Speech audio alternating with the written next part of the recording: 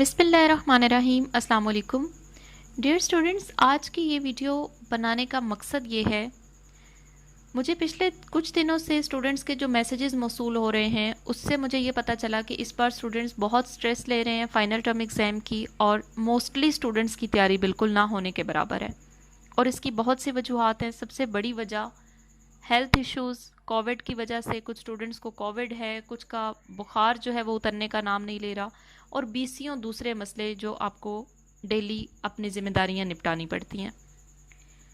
वजह कोई भी हो, अब चूंकि एग्ज़ाम में एक हफ्ते से भी कम टाइम रह गया है, और जो कम टाइम होता है इसी तरह प्रेशर जो है वो स्टूडेंट्स के ऊपर बढ़ता जाता है कि अब इतना सारा सिलेबस, इसमें से क्या पढ़ें क्या ना पढ़ें, क्या स्किप करें, क्या पढ़ें तो पास हो जाएंगे, कुछ आइडिया नहीं हो पाता।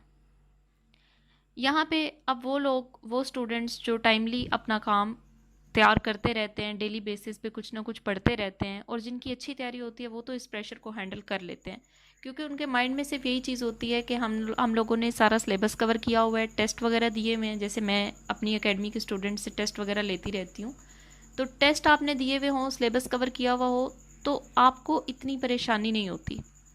आपके माइंड में एक जो नेचुरल एक डर होता है ना एग्ज़ाम का, वो तो खैर हर स्टूडेंट, वो तो टॉपर्स के दिल में भी होता है, ठीक है। थोड़ी सी टेंशन तो हर स्टूडेंट के माइंड में होती है, लेकिन एक वो बहुत ज़्यादा प्रेशर कि कैसे होगा, क्या पढ़ना है, क्या करना है, वो ऐसे स्टूडेंट्स को नहीं होता जो टाइमली अपना काम कर लेते हैं। अब मुझे जो आजकल मैसेजेस मौसूल हो रहे हैं स्टूडेंट्स की तरफ से, उसमें मुझे कैसे पता चला कि एग्ज़ाम प्रेशर स्टूडेंट ज़्यादा फील कर रहे हैं। उन मैसेजेस का मतन कुछ यूँ होता है, कोई पूछ रहा होता है मैम मैं ये सोच रही हूँ कि मैं सेमेस्टर फ्रीज़ कर दूँ। कोई कह रहा है कि मैम मैं तो ये सोच रहा हूँ कि मैं स्टडीज़ ही छोड़ दूँ, मैं तो नहीं पढ़ पाऊँगा, टाइम ही मैनेज नहीं होता मुझसे। कोई कह रहा है कि मेरा दिल है कि मैं स्टडी प्रोग्राम ही चेंज कर लूँ, क्योंकि ये सब्जेक्ट्स तो बड़े मुश्किल हैं। तो जब मैंने ये डिग्री प्रोग्राम सेलेक्ट किया था तब तो मुझे आइडिया नहीं था, अब मुझे अंदाज़ा हो रहा है कि मैं तो ये नहीं पढ़ पाऊँगा, मैं इतना टाइम नहीं दे सकता स्टडीज़ को। फिर कोई ऐसा है जो कहता है कि मैम क्या हम सिर्फ पास्ट पेपर्स कर लें तो हम पास हो जाएंगे।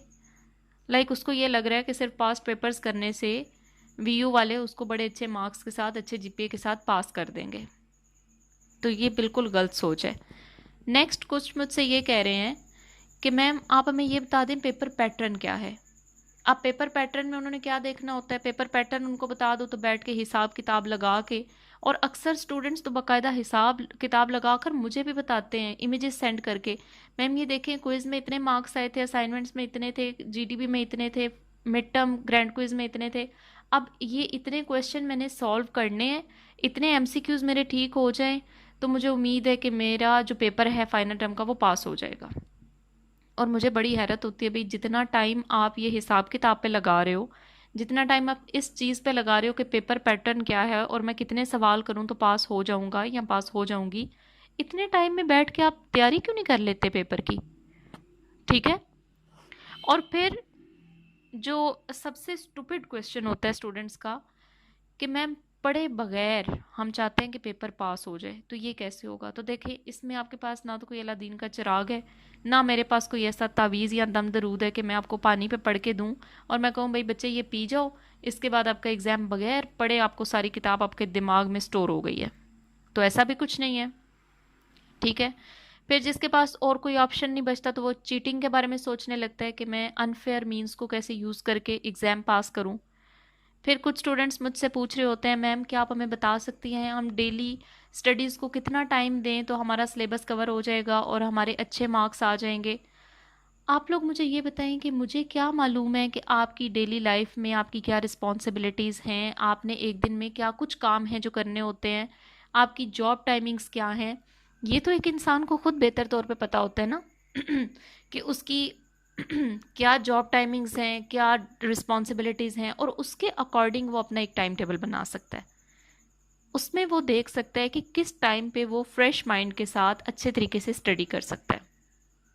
और इस बात से कोई फ़र्क नहीं पड़ता कि आप एक दिन में, मैं आपसे कह दूं भाई एक दिन में आप 2 घंटे स्टडी कर लें, अब उन 2 घंटों में आपने मोबाइल साथ रखा हुआ हो, उसको आप यूज़ कर रहे हैं, ठीक है, कुछ ध्यान आपका दूसरों की बातों की तरफ है, थोड़ा आपका मोबाइल में है, साथ आपने किताब खोली हुई है, 2 घंटे के बाद आप बोलो मैडम ने कहा था 2 घंटे पढ़ लेना तो अच्छे नंबर आ जाएंगे, लेकिन मेरे तो नहीं आए। अब मुझे क्या पता उन 2 घंटों में आप किस तरह से स्टडी कर रहे हो। एक तरफ ये हाल है, दूसरी तरफ एक स्टूडेंट क्या करता है कि आधा घंटा पढ़ता है, उस आधे घंटे में उसने अपना मोबाइल फ़ोन भी ऑफ कर दिया, उसने मतलब कमरा लॉक करके वो पढ़े कि कोई उसको डिस्टर्ब ना करे। तो वो 2 घंटे की बजाय इस तरह का आधा घंटा आप पढ़ लो तो वो आपको ज़्यादा फ़ायदा देगा। ठीक है, तो ये चीज़ भी होती है इसमें। फिर इसमें मोस्टली जैसा कि मैं आपको बताती हूँ कि वीयू के जो स्टूडेंट्स हैं वो जॉब होल्डर्स हैं। वीयू में एडमिशन ही जॉब होल्डर्स लेते हैं क्योंकि वो रेगुलरली यूनिवर्सिटी में जाके क्लासेस नहीं ले सकते, और ऐसे लोगों के लिए टाइम सबसे बड़ा मसला है।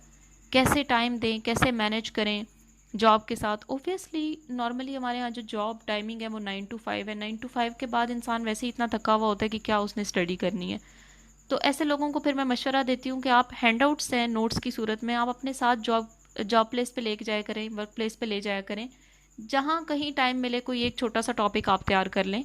तो ये तो नीयत पे डिपेंड करता है। अगर आपकी नीयत है तो आप कहीं पे भी पढ़ लोगे, नीयत नहीं है तो बिल्कुल फारिग बैठे हुए होगे तो भी आप कहोगे फेसबुक यूज़ कर लेते हैं या इंस्टाग्राम यूज़ कर लेते हैं, कोई मूवी देख लेते हैं, पढ़ोगे नहीं फिर आप। तो ये नीयत की बात है यहाँ पे। उसके अलावा जैसे कि मैंने आपको बताया कि हेल्थ इश्यूज़ बहुत ज़्यादा आ रहे हैं इस पर स्टूडेंट्स को, कोविड का प्रॉब्लम आ रहा है और वो कहते हैं कि मैम पढ़ना तो चाहते हैं लेकिन पढ़ा नहीं जा रहा, बुखार नहीं उतर रहा, फ़लाँ प्रॉब्लम है, किसी का फ़लाँ ऑपरेशन है। तो बिल्कुल स्ट्रेस में आ चुके हैं अब स्टूडेंट्स। किसी को फिर किसी फंक्शन पे जाना है, किसी के कज़न की शादी आ गई, किसी के घर में जैसे पिछले दिनों एक स्टूडेंट के फादर की डेथ हो गई, किसी की खाला की डेथ हो गई। तो ये करीबी रिश्ते होते हैं, इस पे भी ज़ाहिर सी बात है आपने जाना है, तो वहाँ पे भी फिर आपका टाइम लगता है। तो अब क्या करना चाहिए? अब जबकि इम्तिहान में 1 हफ्ते से कम रह गया है तो अब आपको क्या करना है? अब ये सोचने की बात है, क्योंकि जो हो चुका, जो गुजर चुका वो तो गुजर चुका। जो सिचुएशन भी थी, जो भी मसले थे, जो भी वजूहात थी, उसको हम वापस नहीं ला सकते, लेकिन हम ये सोच सकते हैं कि अब हमें क्या करना चाहिए। और मैं हरगिज़ भी आपको ये मशवरा नहीं दूंगी कि आप सेमेस्टर फ्रीज़ कर दें, या आप स्टडी छोड़ दें, या आप स्टडी प्रोग्राम चेंज कर लें, या आप कोई अनफेयर मीन्स यूज़ करें, या आप पेपर पैटर्न के पीछे पड़े रहें। क्योंकि ये सारे तरीके वो स्टूडेंट्स इस्तेमाल करते हैं जो पढ़ाई से भागते हैं, जो मेहनत नहीं करना चाहते, जो शॉर्टकट तलाश कर रहे हैं। स्पेशली ये सेमेस्टर फ्रीज़ करना, पढ़ाई छोड़ना, और ऐसे ऐसे स्टूडेंट्स जो नॉर्मली बड़ा अच्छा परफॉर्म कर रहे थे throughout their semester, and पे आके वो इतनी स्ट्रेस ले रहे हैं, उन्हें लग रहा है कि उन्हें बिल्कुल भी तैयारी नहीं है और अब उन्हें ये पेपर नहीं देने। वो खुद अपना नुकसान कर रहे हैं सिर्फ स्ट्रेस की वजह से। अब मैं आपको ये बताती हूँ कि नेक्स्ट आपको अब क्या करना चाहिए कि आप खुद को इस सिचुएशन में बचा सकें और अच्छा एग्ज़ाम दे के अच्छे ग्रेड्स भी ले सकें। लेकिन उससे पहले हमें ये समझने की ज़रूरत है, और आपको ख़ुद भी ये समझने की ज़रूरत है कि आप किस टाइप के स्टूडेंट्स हैं। स्टूडेंट्स जो होते हैं ना वो 3 टाइप्स के होते हैं। एक होते हैं टॉपर्स, एक होते हैं एवरेज स्टूडेंट्स, एक होते हैं गुजारे लायक स्टूडेंट्स। तो आपका शुमार किस में होता है ये आपको देखना है। सबसे पहले हम बात करते हैं गुजारे लायक स्टूडेंट्स, जो कि इंतहाई नॉन सीरियस जिनका बिहेवियर होता है और इंतहाई इररिस्पॉन्सिबल इंसान होते हैं। और ये कौन से इंसान हैं, कौन से स्टूडेंट्स हैं? जो क्विज़ेस भी अपनी मर्ज़ी से दिल हुआ तो कर लिया वरना मिस कर दिया, जीडीपी पे दिल हुआ तो अटेम्प्ट कर दी वरना छोड़ दी, असाइनमेंट्स कोई भी सारी मिस कर दी, या कभी कोई दिल किया तो कोई एक उसमें से सबमिट करवा दी। तो ये इररिस्पॉन्सिबल बिहेवियर है। मिड टर्म ग्रैंड क्विज़ दिल चाहा था तो दे लिया था, नहीं चाहा तो नहीं दिया। अब पूछ रहे हैं फाइनल टर्म दें तो पास हो जाएंगे? हरगिज़ नहीं। आप लोगों को मैं बिल्कुल भी कोई उम्मीद नहीं दिलाऊंगी, क्योंकि आप लोगों ने क्विज़ नहीं किए, जीटीपी नहीं की, असाइनमेंट नहीं की, ग्रैंड क्विज़ में आपका रिजल्ट बुरा है, तो आप फाइनल में फिर आप क्या एक्सपेक्ट करते हैं? ओब्वियसली आप एक नॉन सीरियस स्टूडेंट है जिसको इस बात से कोई फ़र्क नहीं पड़ता कि उसके पैसे ज़ाया हो रहे हैं, वो फ़ीस दे रहा है, उसका टाइम और एनर्जी वेस्ट हो रही है, उसने तो बिल्कुल पढ़ा ही नहीं है। तो अभी आपको पढ़ने की ज़रूरत नहीं है, क्योंकि जो फाइनल टर्म का जीपीए होता है उसमें ओवरऑल सारी ग्रेडिंग होती है। इसमें आपकी क्विज़, जीडीबीज, असाइनमेंट्स, मिड टर्म सब कुछ शामिल होता है। तो अगर आप फाइनल टर्म में कोई बड़े कारनामे दे के भी बड़ा अच्छा पेपर भी कर लेना, तो जो आपने बाकी सारे सेमेस्टर में जो इरिस्पॉन्सिबिलिटी दिखाई है उसका असर आपके जीपीए पे पड़ेगा। तो आपके लिए तो मशवरा ये है कि आप अभी सिर्फ खुद को समझाएं और नेक्स्ट सेमेस्टर से आप दोबारा कोशिश करें। या अगर आपके पास कोई शॉर्टकट है या अनफेयर मीन्स है तो वो फिर आपकी अपनी चॉइस है। हालांकि इस तरह से अनफेयर मीन्स यूज़ करके अगर आप इम्तिहान पास कर भी लेते हैं तो आई डोंट थिंक सो कि फ्यूचर में आपको इसका कोई फ़ायदा होने वाला है। अब हम बात करते हैं सेकंड टाइप के जो स्टूडेंट्स हैं। सेकंड टाइप के यानी एवरेज स्टूडेंट्स, ये लोग अपनी तरफ से पूरी कोशिश करते हैं कि हम अच्छा परफॉर्म करें, लेकिन डिफरेंट फैक्टर्स की वजह से ये मैक्सिमम मार्क्स गेन नहीं कर पाते। ये क्विज़ भी देते हैं ज़िम्मेदारी के साथ, जीडीबी भी देते हैं, असाइनमेंट भी सबमिट करवाते हैं, ग्रैंड क्विज़ भी इन्होंने किया यानी जो कि मिड टर्म था, और फाइनल के लिए भी ये पूरी कोशिश कर रहे हैं कि हमारी तैयारी हो जाए, लेकिन ये प्रेशर में ज़्यादा होते हैं। लाइक इन्हें ये लग रहा है कि पता नहीं हमारे पहले भी क्विज़ में भी इतने मार्क्स कम थे, जीडीबी में भी, असाइनमेंट में भी, तो अब हमें पता नहीं ये पेपर देना चाहिए या नहीं, या पता नहीं हम पास कर पाएंगे या नहीं।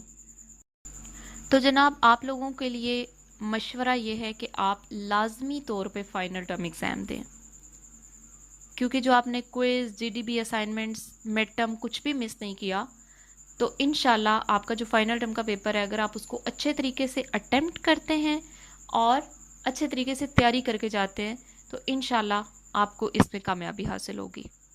ठीक है, इसमें आपको फिर तैयारी कैसे करनी है वो मैं आपको बता देती हूँ थोड़ी देर में। थर्ड टाइप होती है वो स्टूडेंट्स जो कि अच्छा जीपीए लेना चाहते हैं। लाइक उनका शुमार बड़े टॉपर्स और पोजीशन होल्डर्स में नहीं होता, लेकिन वो अच्छा जीपीए, और अच्छा जीपीए मैं कहती हूँ कि 3+ होता है। यानी अगर आपका जीपीए 3+ है तो इट मीन्स वो गुड जीपीए, अच्छा जीपीए। अच्छा जीपीए लेने के लिए ये लोग कोशिश कर रहे होते हैं, जाहिर सी बात है एवरेज स्टूडेंट्स से ज़्यादा कोशिश कर रहे होते हैं और इनकी मेंटल कैपेबिलिटीज़ भी ज़्यादा होती हैं, तो मार्क्स भी अच्छे ले रहे होते हैं, लेकिन एक्सेप्शनल मार्क्स नहीं ले रहे होते। ठीक है, इनके ऊपर भी प्रेशर होता है लेकिन इतना ज़्यादा नहीं होता, क्योंकि ये रिस्पॉन्सिबल स्टूडेंट्स होते हैं। जैसे मेरी एकेडमी के जो स्टूडेंट्स हैं उन्होंने सारा सिलेबस कवर किया जो इस कैटेगरी में शुमार होते हैं। ठीक है, उन्होंने सिलेबस कवर किया, टेस्ट वगैरह दिए टाइमली, जो भी उनसे कहा गया, जो भी एक्टिविटीज़ करने को वो उन्होंने टाइमली परफॉर्म की।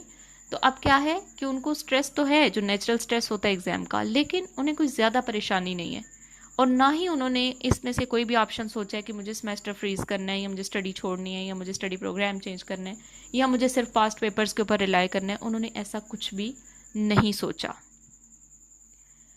तो ये तो होगी 3 टाइप्स।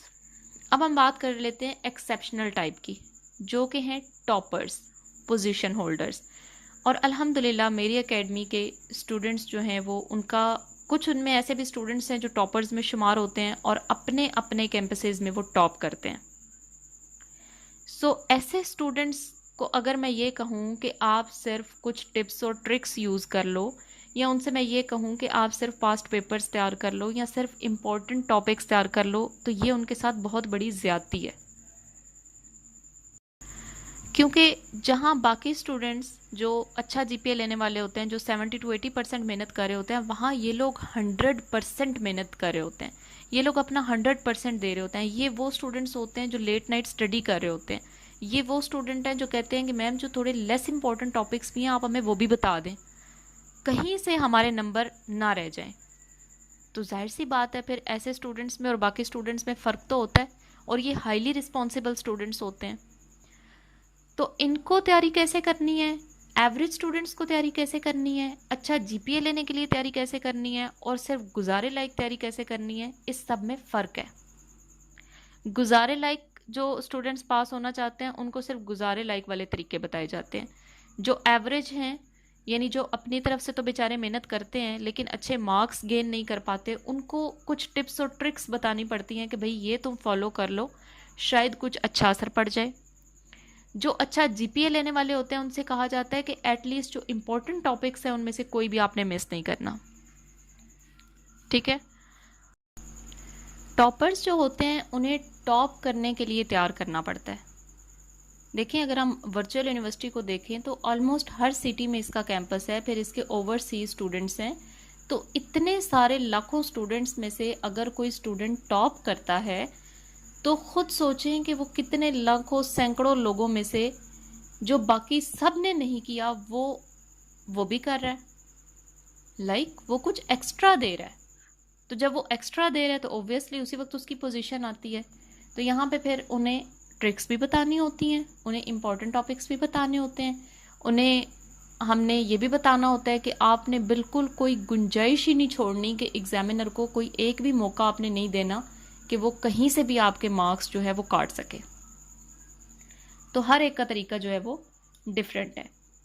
अब जो मेरी एकेडमी के स्टूडेंट्स हैं उनमें जो लोग टॉपर्स हैं उन्हें अच्छे तरीके से आइडिया है कि किस तरह उनको तैयारी करवाई जाती है और किस तरह उन्हें तैयार किया जाता है पोजीशन लेने के लिए। इस वीडियो में उसके ऊपर हम बात नहीं करेंगे क्योंकि ये वीडियो उन बेचारे स्टूडेंट्स के लिए है जो कि तैयारी नहीं कर सके और अब जो कि परेशान है और उन्होंने कैसे इस सिचुएशन से खुद को निकालना है।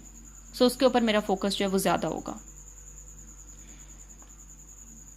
अभी हम बात कर लेते हैं कि अगर आप अच्छा जीपीए लेना चाहते हैं, यानी अच्छा जीपीए 3+ और पहले भी प्रीवियस सेमेस्टर्स में आप लेते रहे हैं, इस सेमेस्टर में या तो आप बीमार हो गए या किसी और मजबूरी की वजह से अब आप समझ नहीं पा रहे कि आप 3+ जीपीए कैसे लें, तो देखें उसका आसान तरीन तरीका ये है कि आप, और ये आपके लिए भी है और एवरेज स्टूडेंट्स के लिए भी है और जो गुजारे लायक हैं वो भी सुन लें। इसका आसान तरीका ये है कि आप जो इम्पोर्टेंट टॉपिक्स होते हैं, हर सब्जेक्ट के जो भी इम्पोर्टेंट टॉपिक्स हैं, इसके ऊपर मैंने वीडियोस भी बनाई हैं कुछ सब्जेक्ट्स की, वो भी आप चेक कर सकते हैं मेरे चैनल पे। तो इसमें जो इम्पोर्टेंट टॉपिक्स होते हैं उनको आप ऐसे तैयार करो कि अगर उनमें से कोई भी क्वेश्चन आता है या जितने भी क्वेश्चंस बनते हैं उनमें एग्जामिनर को बिल्कुल मौका ही ना दो कि आपका नंबर कहीं से भी काट सके। स्टूडेंट्स गलती क्या करते हैं? स्टूडेंट्स गलती ये करते हैं जिन लोगों को तैयारी नहीं होती, वो क्या करते हैं, इंपॉर्टेंट टॉपिक्स को कुछ देर तैयार किया, फिर अच्छा ये भी कर लेता हूँ, वो भी कर लेती हूँ, यहाँ से भी ये थोड़ा सा ये भी पढ़ लेती हूँ। तो वो होता क्या है कि वो कोई भी एक टॉपिक या कुछ टॉपिक्स को भी अच्छे तरीके से तैयार नहीं करते बल्कि सबको एवरेज तैयार करते हैं। तो ये वो गलती करते हैं। खुद को बचाने का ये तरीका है कि आप अभी, जैसे आप लोगों के पास अब एक हफ्ते से भी कम टाइम है, तो आप क्या कर सकते हैं, आप लेट्स सपोज आपका कोई भी एक सब्जेक्ट है, उस सब्जेक्ट में से आप खुद आज सिलेक्ट कर लो कि ये इंपॉर्टेंट टॉपिक्स हैं और ये मैंने तैयार करने हैं। अगर आपको खुद नहीं पता और मैंने उस सब्जेक्ट की वीडियो बनाई हुई है इंपॉर्टेंट टॉपिक्स के लिए, वो आप चेक कर सकते हो, उसमें आपको इंपॉर्टेंट टॉपिक्स पता चल जाएंगे। जो मेरे स्टूडेंट्स हैं उन्हें तो वैसे ही मैंने बताया हुआ कौन कौन से इंपॉर्टेंट टॉपिक्स हैं, उनको तो डिटेल में इन चीज़ों के बारे में गाइड कर देती हूँ मैं। उसके अलावा अगर आप ये देखो कि इंपॉर्टेंट टॉपिक्स कौन से हैं, मज़ीद आपको चाहिए, तो फिर आप पास्ट पेपर्स सर्च करो।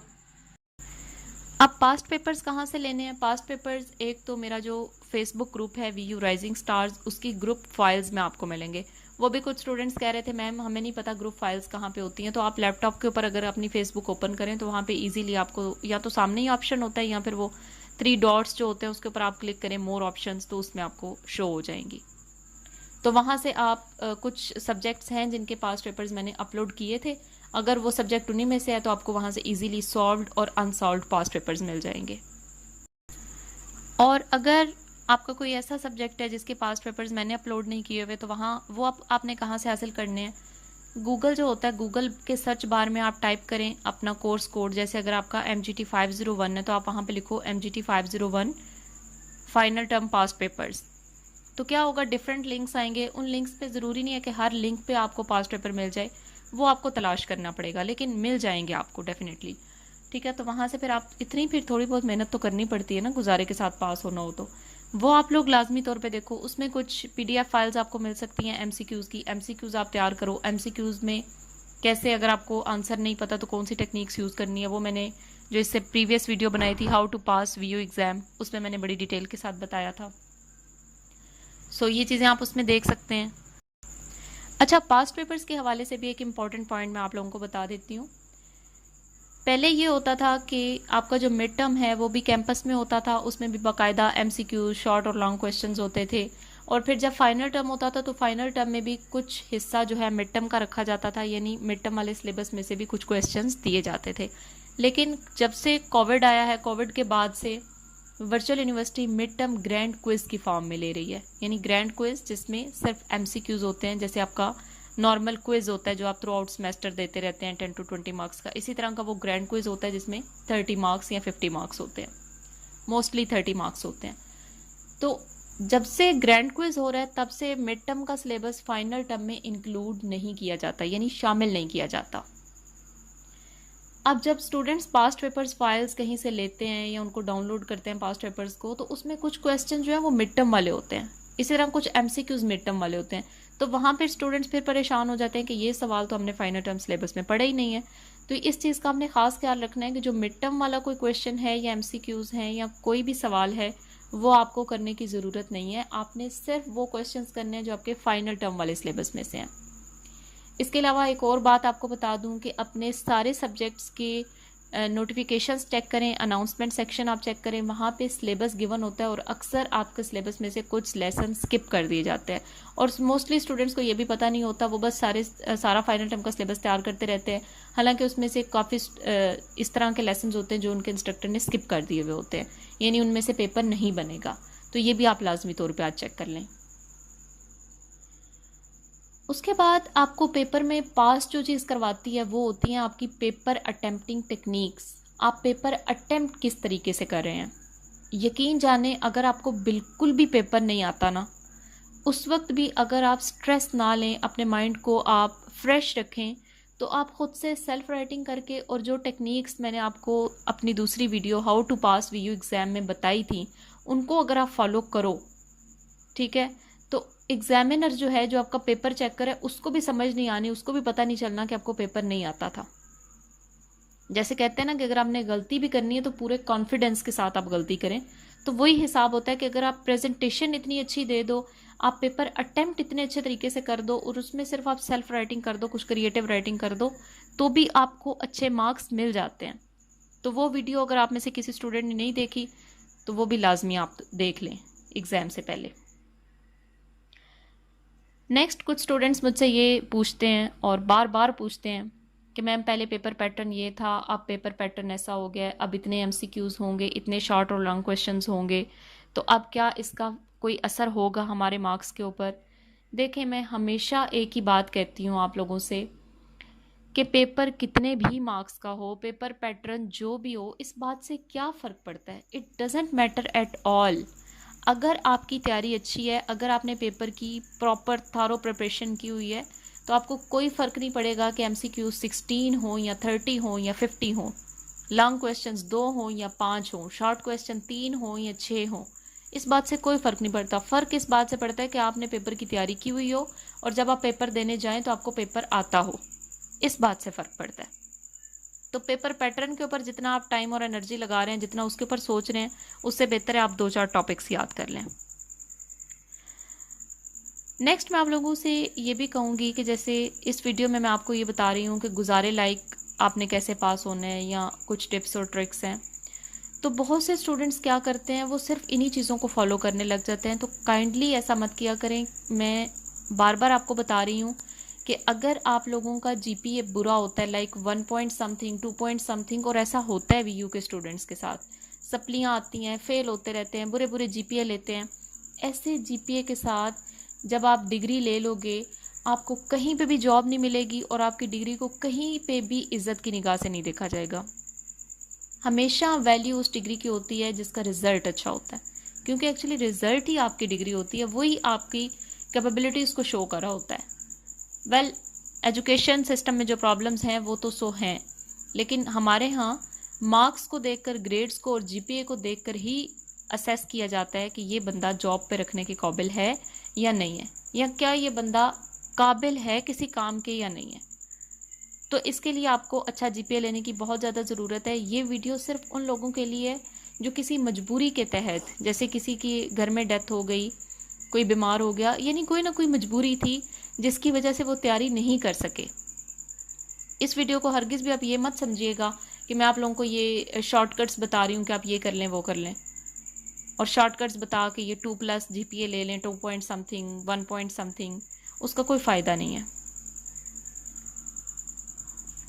तो अब सोल्यूशन क्या है इसका?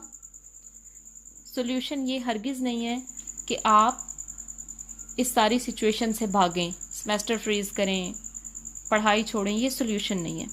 सोल्यूशन ये है कि आप इस सिचुएशन को फेस करें और इसको टैकल करने की कोशिश करें। तो सबसे पहले आपने क्या करना है? सबसे पहले तो आपने स्ट्रेस नहीं लेनी।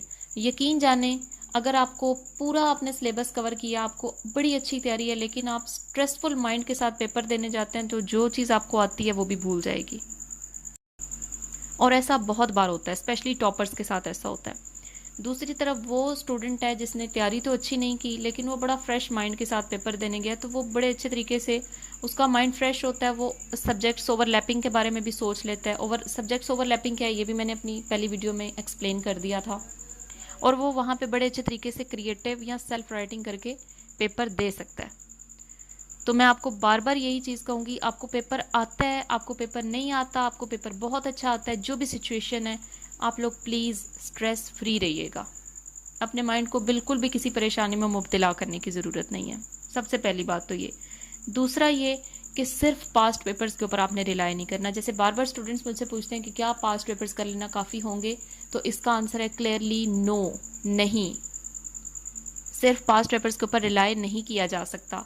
आपका पेपर जो है वो हैंडआउट्स में से बनता है, सारे का सारा। अगर आप लोगों ने किसी चीज़ के ऊपर रिलाई करना है तो वो हैंडआउट्स हैं, उनको तैयार करें। सारा नहीं कर सकते तो इंपॉर्टेंट टॉपिक्स करें। मैं ये नहीं कहती कि आप बिल्कुल पीडीएफ फाइल्स ना देखें, पास्ट पेपर्स ना देखें, ज़रूर देखें, लेकिन सिर्फ उनके ऊपर रिलाई ना करें। ओके स्टूडेंट्स, होपफुली आप लोगों की जो भी टेंशन थी, जो डिफरेंट स्टूडेंट्स मुझे मैसेजेस कर रहे थे, परेशान थे क्या करना है कैसे करना है, होपफुली आप लोगों को समझ आ चुकी होगी। मैं फिर इसको समराइज़ कर देती हूँ।